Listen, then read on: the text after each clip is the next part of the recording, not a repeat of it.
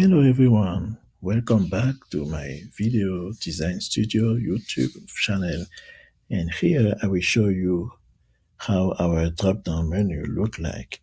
So in the last video we create our drop-down component with different states. For the default state we have the USA that show up, and if the user click here, the auto animate open the open state.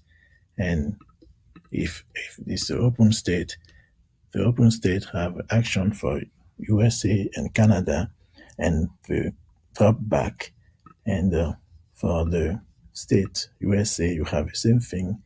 For the state Canada, you have the same thing.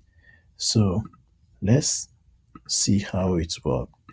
Now I will go to the prototype, the preview, and if I click this, I have my drop-down menu that come, and if I choose USA, I have USA. If I click this, I have Canada. If I click this, I have USA. So how do you like it? I have my drop-down menu who work like a real drop-down menu.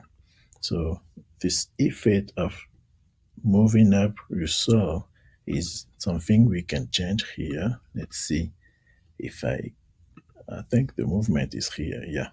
So if you see USA, the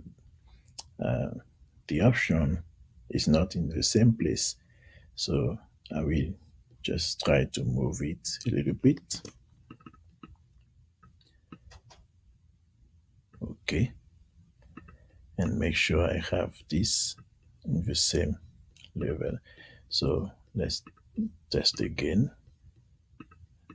If I choose USA, if I choose Canada, okay, so the movement is kind of better now. Okay, so this is how you can create a drop-down menu in Adobe XD.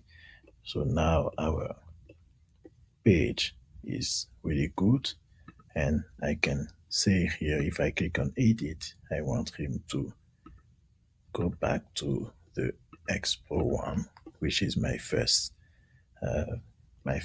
interface. So now I have my prototype working good. So I have this, and I have my drop-down menu working. Okay, this give me back here, and return also give me back here.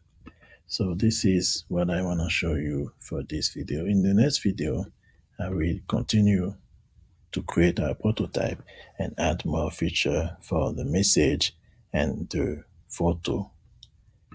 Thanks you for watching this video. Thank you for being supporting. Don't forget to subscribe and push the bell notification to make sure you don't miss any video. My name is Yannick Edae. I'm a US designer.